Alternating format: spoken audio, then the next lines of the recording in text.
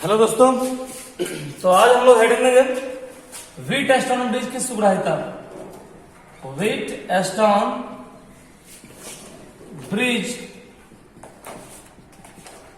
की सुग्राहिता।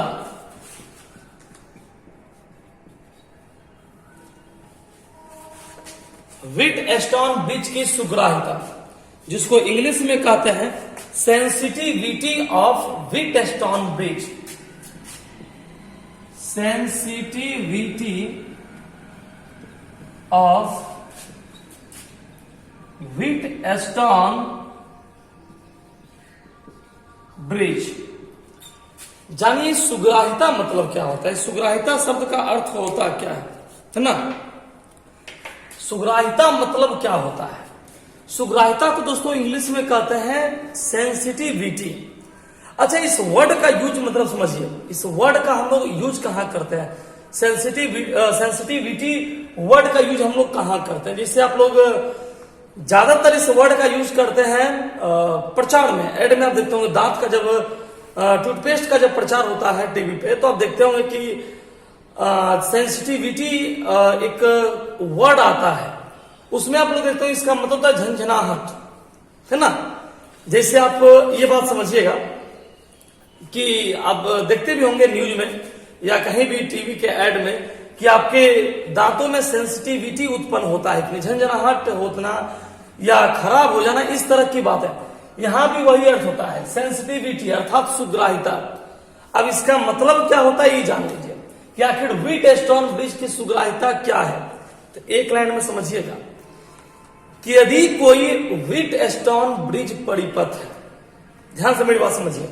यदि आपसे कोई पूछे, शॉर्ट क्वेश्चन एग्जाम में दे दिया या कोई पूछ दिया कि व्हीट एस्टॉन ब्रिज की सुग्राहिता से आप क्या समझते हैं, तो आप कहिएगा कि यदि कोई व्हीट एस्टॉन ब्रिज परिपथ है, यदि कोई व्हीट एस्टॉन ब्रिज परिपथ है और उस परिपथ में आपको पता है कुल कितने प्रतिरोध होंगे, 4। व्हीट एस्टॉन ब्रिज में कुल 4 प्रतिरोध होता है।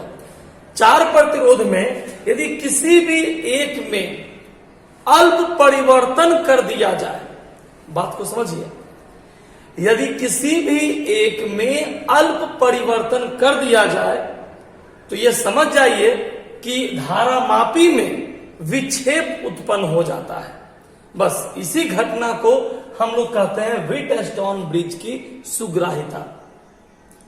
तो कहोगे सर जी इसका मतलब तो यह हो गया कि व्हीट, यदि आपसे कोई पूछा कि व्हीट एस्टॉन ब्रिज की सुग्राहिता से क्या समझते हैं, तो चूंकि बोला है व्हीट एस्टॉन ब्रिज की सुग्राहिता, इसका मतलब कि व्हीट एस्टॉन ब्रिज में कुल कितने प्रतिरोध होते हैं, 4 प्रतिरोध में किसी भी एक में, मतलब किसी में भी अल्प परिवर्तन, प्रतिरोध के मान में अल्प परिवर्तन, मान लीजिए कि प्रतिरोध है 3 ओम का, आप उसको कर दिए 3.3 ओम का, तो उसमें अल्प परिवर्तन यदि कर दिया जाए, अल्प परिवर्तन कर दिया जाए और उस परिवर्तन से धारामापी में विक्षेप उत्पन्न हो जाए। आपको बताए थे कल का फिगर, आप याद कीजिए कि व्हीट एस्टॉन ब्रिज में 4 प्रतिरोध होते हैं और चारों प्रतिरोध के बीच में एक धारामापी लगा होता है।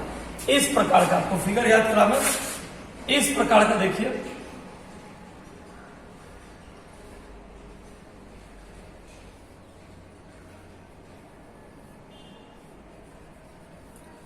इस प्रकार का देखिए, यहां पर एक धारामापी लगा रहता है।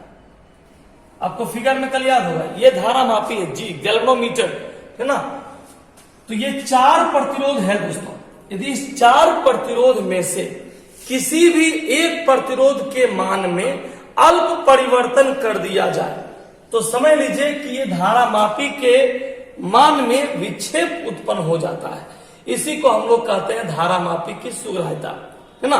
तो यदि अब आपसे कोई पूछेगा कि व्हीट एस्टॉन ब्रिज की सुग्राहिता क्या है, तो सुग्राहिता को इंग्लिश में कहते हैं सेंसिटिविटी, है ना। इसको अपने दांत की भाषा में बोलते हैं झंझनाहट होना। दांत में सेंसिटिविटी हो गया, झंझनाहट होता है। खैर यहाँ दांत तो बायोलॉजी पढ़ने रहे, फिजिक्स में, तो यहाँ झंझनाहट नहीं हो रहा, यहाँ फिजिक्स में विक्षेप उत्पन्न होता है। अर्थ वही है, वहां दांत हिलता है, यहाँ है ना धारामापी हिलता है ना। हिलना दोनों के क्रम में है। बस ये बात समझ लीजिए। यदि आपसे कोई पूछता है कि धारामापी विभव मापी में विक्षेप की मात्रा क्या है, या कोई आपसे ऐसा कोई पूछ दिया कि व्हीटस्टोन ब्रिज की सुग्राह्यता से क्या समझते हैं, तो आप सामान्य भाषा में समझा सकते हैं, है ना, कि यदि 4 प्रतिरोध लगे हैं, इन चारों प्रतिरोध में किसी भी एक के मान में परिवर्तन कर दिया जाए तो धारामापी में विक्षेप उत्पन्न हो जाता है। इसी को हम लोग कहते हैं धारामापी की सुग्राह्यता, है ना, या व्हीटस्टोन ब्रिज की सुग्राह्यता। तो इस बात को आप लोग लिख लीजिए, हेडिंग लीजिए, व्हीटस्टोन ब्रिज की सुग्राह्यता। देखिए आप देख लीजिए जो लिखा हुआ है, व्हीटस्टोन ब्रिज की सुग्राह्यता, इंग्लिश में sensitivity of Wheatstone bridge, sensitivity of Wheatstone bridge, sensitivity of Wheatstone bridge.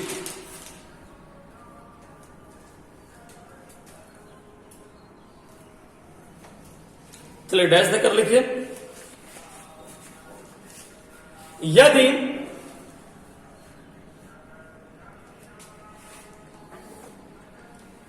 Wheatstone bridge की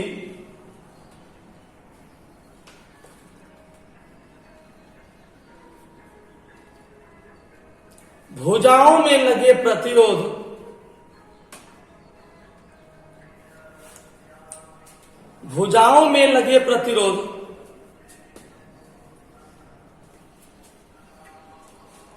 में अल्प परिवर्तन करने से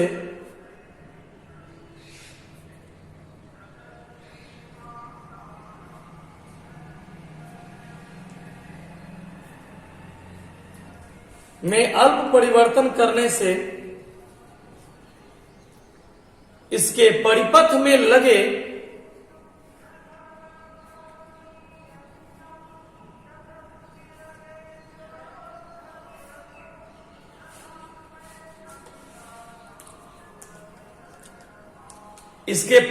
लगे धारामापी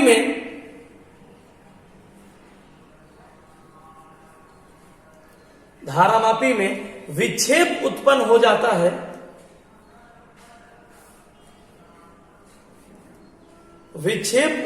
जाता है,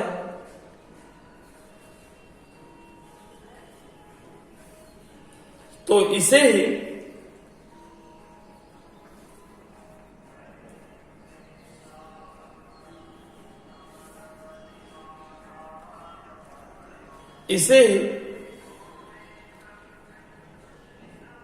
विभव मापी की इसे ही व्हीटस्टोन ब्रिज की सुग्राह्यता कहते हैं, इसे ही व्हीटस्टोन ब्रिज की सुग्राह्यता कहते हैं।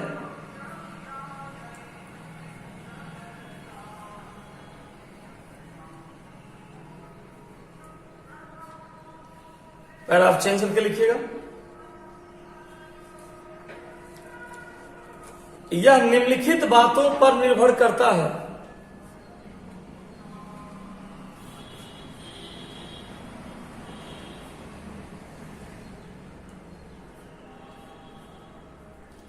यह निम्नलिखित बातों पर निर्भर करता है,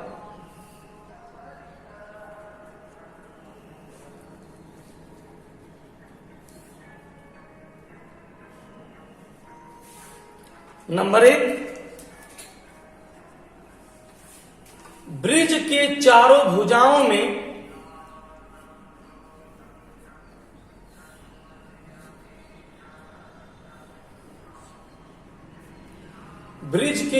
भुजाओं में लगे प्रतिरोधों के आपेक्षिक मान पर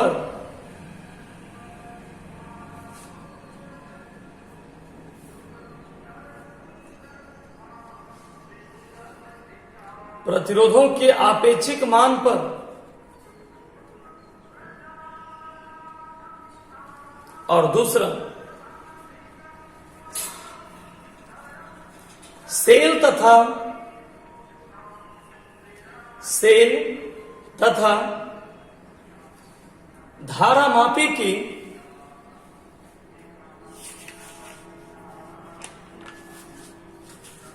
आपेक्षिक स्थिति पर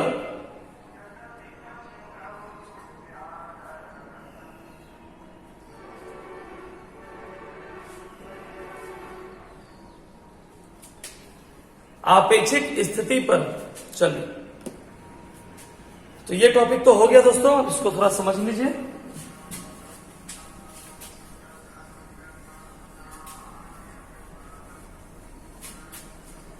इसके बाद का नेक्स्ट टॉपिक जो है,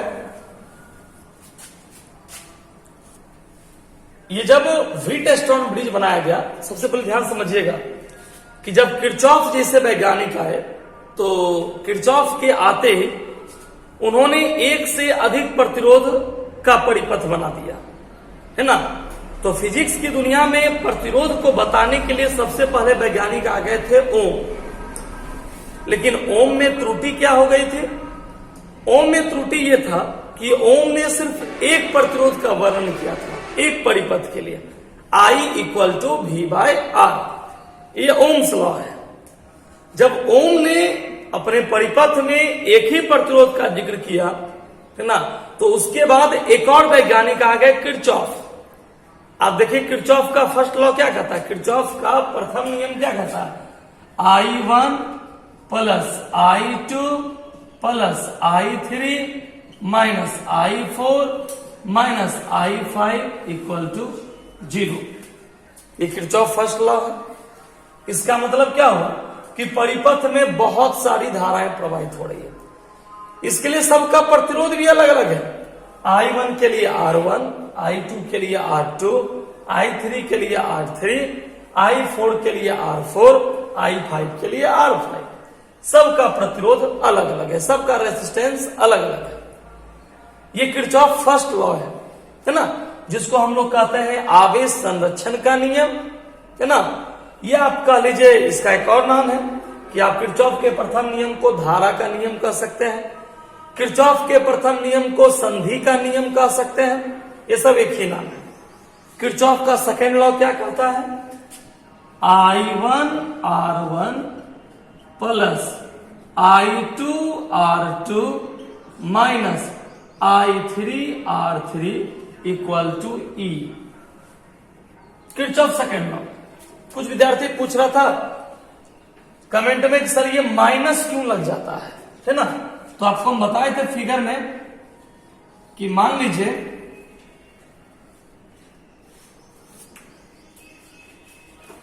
आप यहां देखेंगे फिगर में, ये I1 प्रतिरोध R1, I2 R2, I3 R3 है। अब देखिए इसमें इन दोनों का जो डायरेक्शन है, इन दोनों का जो डायरेक्शन है वह एक दूसरे के रिलेटिव है। लेकिन इसका जो डायरेक्शन चाहे इधर से इधर हो जाए, चाहे इधर से इधर हो जाए, तो इसका डायरेक्शन जो होगा वह इस दोनों की अपेक्षा उल्टा ही होने वाला है। आप खुद देखिए, यदि मान लीजिए, माना कि ये इधर जा रहा है, ये भी इधर जा रहा है, तो 100% सी बात है कि इसका जो डायरेक्शन होगा, है ना, वो इसके, यदि ये इधर आ रहा है, ये इधर आ रहा है, तो इसका हमेशा उल्टा ही होने वाला है। मतलब आप ये कह सकते हैं कि विपरीत दिशा के कारण यहां पर क्या चिन्ह लग जाता है, माइनस का। आप यहां ऐसा भी लिख सकते हैं, I1 R1 + I2 R2 - I3 R3 = 0। ये भी मान लीजिए सेल नहीं लगा हुआ है, मान लीजिए परिपथ में सेल नहीं है, तो सेल नहीं है तो वहां पर क्या मान लिए, 0 मान लिए। सेल लगा हुआ है, यहां पर क्या मान लिए, E। आप यहाँ E1 + E2 भी ऐसा भी कर सकते हैं, -E3। तो कहने का मतलब हुआ दोस्तों कि इसमें भी प्रतिरोध बहुत सारा है, इसमें भी प्रतिरोध बहुत सारा है, इसमें भी प्रतिरोध बहुत सारा है। तो ये प्रतिरोध अधिक संख्या में लाने वाला वैज्ञानिक कौन था, किरचॉफ। जब किरचॉफ का नियम आया तब एक और वैज्ञानिक आ गया, है ना, जो किरचॉफ के नियम को ही आगे बढ़ाए। उनका नाम था व्हीटस्टोन ब्रिज, है ना। मतलब व्हीटस्टोन ब्रिज एक ऐसे वैज्ञानिक आए जिन्होंने किरचॉफ के नियम को आगे बढ़ाया। आपको पता है कि आप लोग लिखे हुए हैं कि व्हीटस्टोन ब्रिज में कुल कितने प्रतिरोध होते हैं, 4 फिक्स है कि एक से अधिक प्रतिरोध है ना। लेकिन दोस्तों उसी व्हीटस्टोन ब्रिज के आधार पर, इसी व्हीटस्टोन ब्रिज के आधार पर एक और परिपथ बनाया गया, है ना। इसी व्हीटस्टोन ब्रिज के आधार पर एक और परिपथ बनाया गया जिसका नाम जानते क्या है? Metre bridge. Metre bridge. आज हम लोग इस एक नए टॉपिक के बारे में जानेंगे, है ना।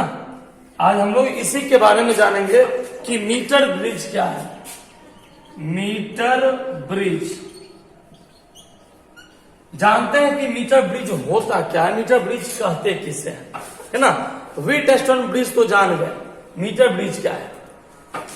अब देखो दोस्तों, नाम सुन के ऐसा लगता है ना, नाम है मीटर ब्रिज, तो नाम सुनकर ऐसा लग रहा है कि ये भी किसी न किसी को मेजर करता ही होगा, मापता ही होगा। जैसे वीटस्टोन ब्रिज प्रतिरोध को माप रहा था, है ना, कि 4 गो प्रतिरोध है और 4 प्रतिरोध में 3 का हम लोग को मान प्राप्त है, चौथा मान प्राप्त नहीं है, तो उस 3 की मदद से हम चौथा को निकाल लेते हैं। ये क्या करता है वो जान लीजिए। जब वीटस्टोन ब्रिज डेवलप हुआ तो डेवलप होने के बाद मीटर ब्रिज मार्केट में आया। अब ये क्यों आया और क्या करता है उसके बारे में समझिएगा। वीटस्टोन ब्रिज का एक ही काम था, प्रतिरोध को मापना, है ना। कल विद्यार्थी कमेंट में पूछ रहा था कि सर वीटस्टोन ब्रिज का हम उपयोग कहाँ करते हैं, है ना। तो याद रखिएगा कि जहां जहां पर हम लोग को प्रतिरोध मापने का जरूरत पड़ेगा, है ना, वहां वहां पर हम लोग वीटस्टोन ब्रिज का उपयोग करते थे। अभी प्रेजेंट टाइम में हम लोग वीटस्टोन ब्रिज का उपयोग नहीं करते दोस्तों। हाँ, उसके एप्लीकेशन का हम लोग यूज करते हैं, उसके अनुप्रयोग का उपयोग करते हैं, जिसमें पहला अनुप्रयोग देखिए मीटर ब्रिज है। यह भी प्रतिरोध को मापता है ना। उसी मशीन के आधार पर, वीटस्टोन ब्रिज के आधार पर ही मीटर ब्रिज बनाया गया। अब ये क्या है मीटर ब्रिज, उसके बारे में जान लीजिए।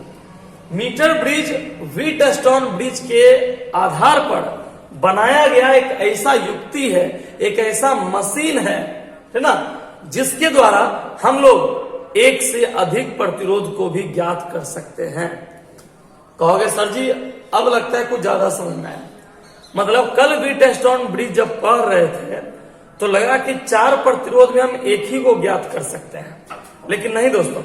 जब मीटर ब्रिज आ गया तब इस बात का नॉलेज हो गया कि हम एक से अधिक प्रतिरोध को भी ज्ञात कर सकते हैं। तब आप ऐसा कर सकते हैं कि सर जी इसका मतलब तो ये हो गया कि मीटर ब्रिज भी एक ऐसा मशीन है जिसके द्वारा हम एक से अधिक प्रतिरोध को ज्ञात कर सकते हैं। तो यदि आपसे कोई पूछे कि मीटर ब्रिज क्या है तो एक लाइन में आंसर दीजिएगा कि मीटर ब्रिज वीटस्टोन ब्रिज के आधार पर बनाया गया एक ऐसा युक्ति है, एक ऐसा यंत्र, एक ऐसा मशीन है जिसके माध्यम से हम एक से अधिक प्रतिरोध को ज्ञात कर सकते हैं। अर्थात सीधी भाषा में आप बोल सकते हैं कि प्रतिरोध को ज्ञात करने के मशीन का नाम क्या है?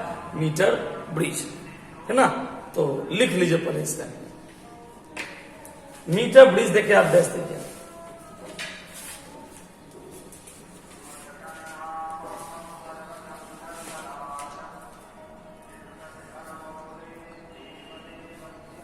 मीटर ब्रिज देखे रह दीजिए।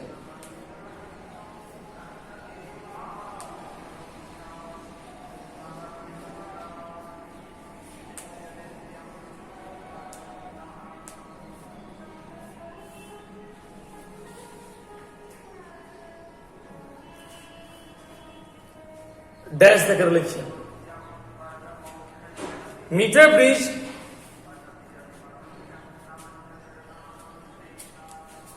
एक ऐसा उपकरण है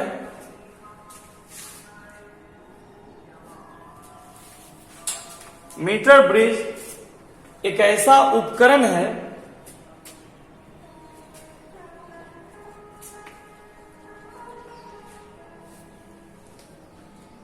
जिसके माध्यम से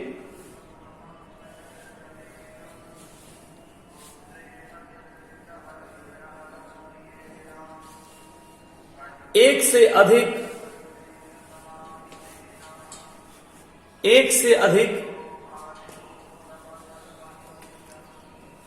अज्ञात प्रतिरोधों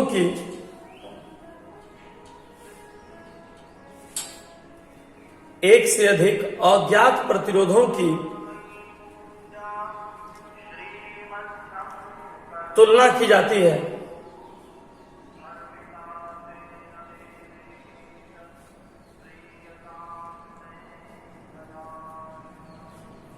अर्थात उसे मापा जाता है।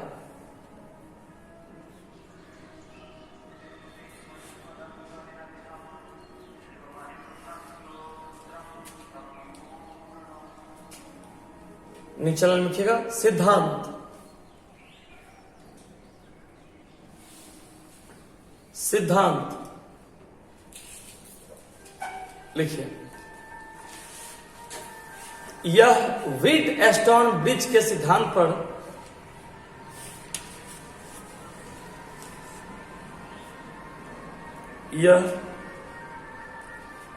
व्हीट एस्टॉन ब्रिज के सिद्धांत पर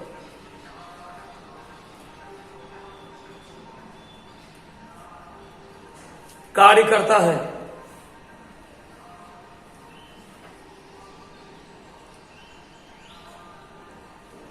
यह व्हीट एस्टॉन ब्रिज के सिद्धांत पर कार्य करता है।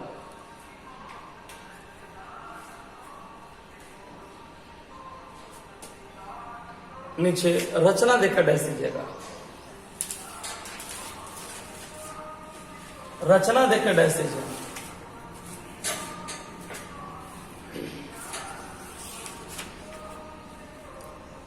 तो सबसे पहले दिमाग में बात बैठा लीजिए दोस्तों, यदि आपसे कोई पूछता है कि मीटर ब्रिज क्या है, तो सामान्य भाषा में कहिएगा कि मीटर ब्रिज एक ऐसा उपकरण है जिसके माध्यम से हम एक से अधिक अज्ञात प्रतिरोध को ज्ञात कर लेते हैं, है ना। यदि आपसे कोई पूछा कि मीटर ब्रिज किस सिद्धांत पर बनाया गया है, तो क्या बोलेंगे? व्हीट एस्टॉन ब्रिज के सिद्धांत पर बनाया गया है ना। अब इसका हम लोग फिगर बनाएंगे दोस्तों। देखिए इसका फिगर कैसे बनता है और कैसा बनता है, ध्यान समझिएगा फिगर को इसका।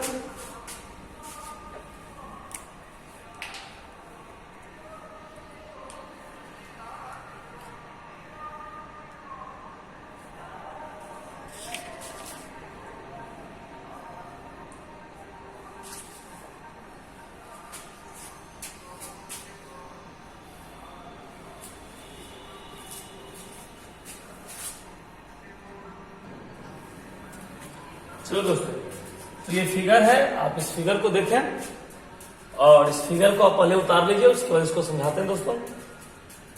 ये फिगर है मीटर ब्रिज का, मीटर ब्रिज। इस फिगर को आप पहले उतार लें।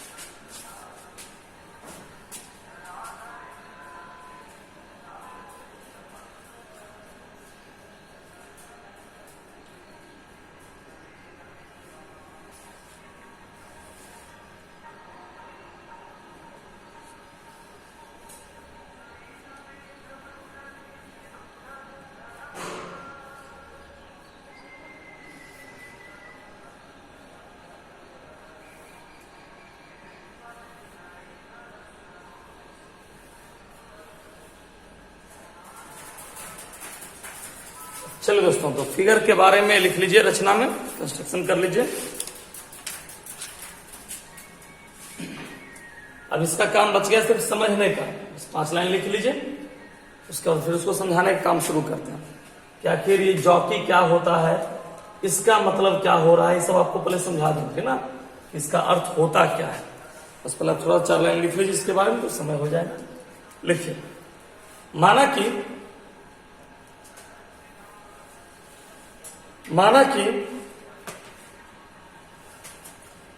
एक मीटर ब्रिज, एक मीटर ब्रिज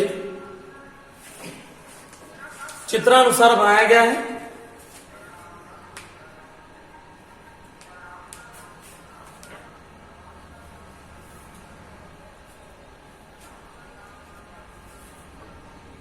जिसमें 1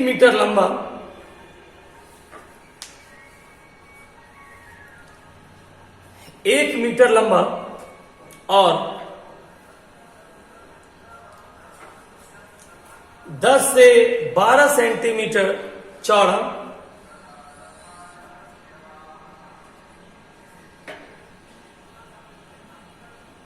एक आयताकार काठ का बक्सा लिया गया है।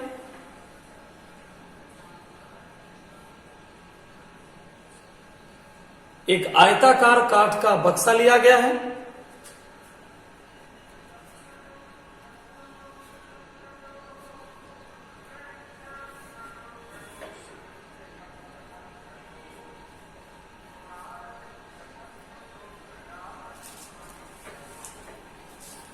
जिसमें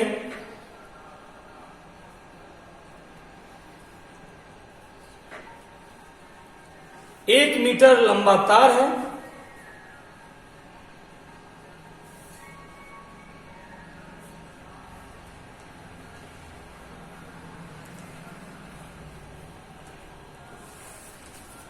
तार का अनुप्रस्थ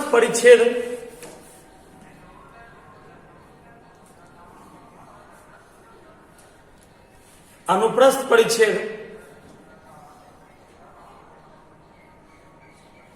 का क्षेत्रफल एक समान है।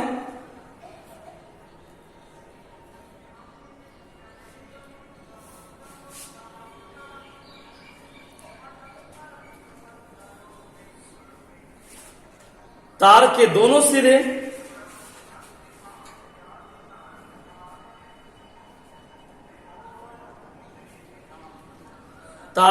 सिरे एल आकार वाली, कैपिटल एल आकार वाली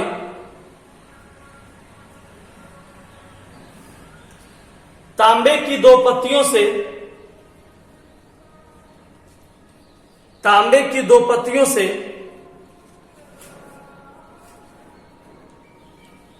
जुड़े होते हैं।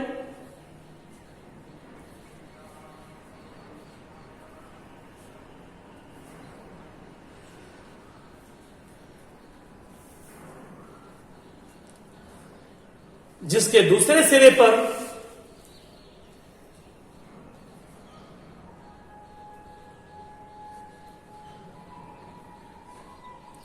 एक संयोजक पेच लगा होता है।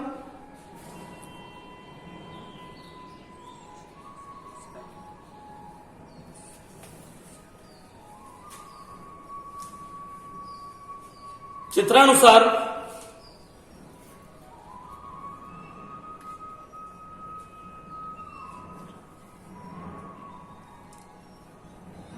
परिपथ में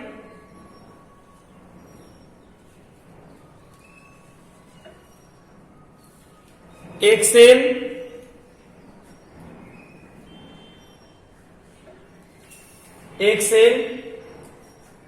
कुंजी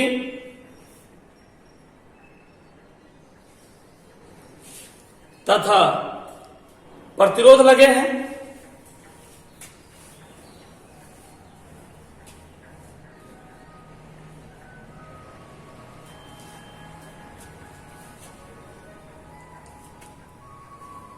इस परिपथ में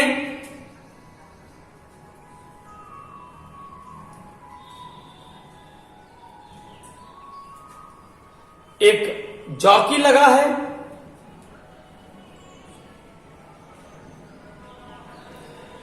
जिसे तार पर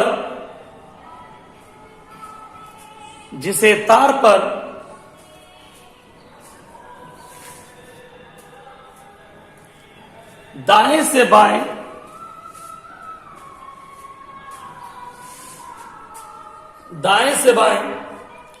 खिसकाया जाता है। दाएं से बाएं खिसकाया जाता है।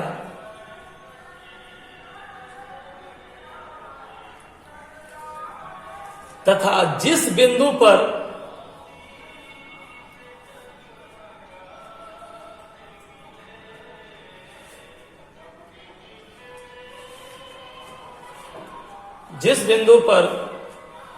नल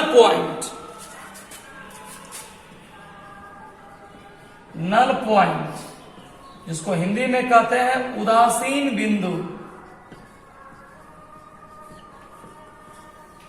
नल पॉइंट प्राप्त होता है,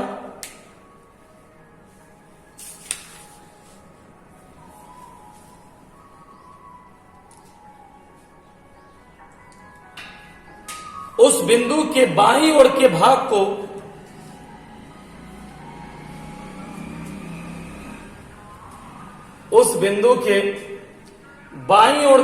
को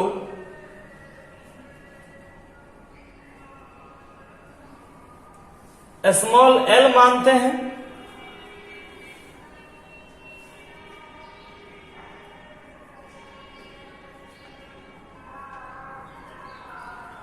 तथा दाईं ओर के भाग को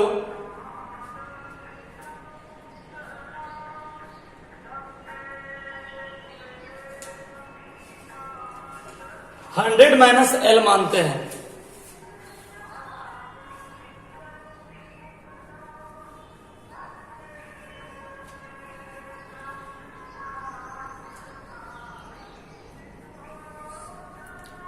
पैराग्राफ चेंज करके इस प्रकार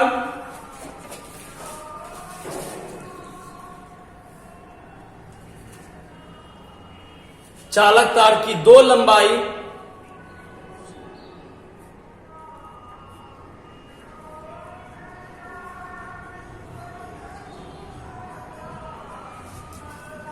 L और 100-L प्राप्त होती है।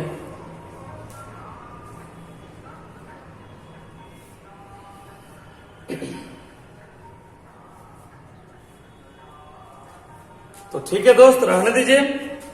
ये इसका लैंग्वेज था जो कि आपको हम लिखा दिए। अब कल हम आपको इसको बढ़िया समझा देंगे कि आखिर इसमें होता क्या है ना। नेक्स्ट क्लास में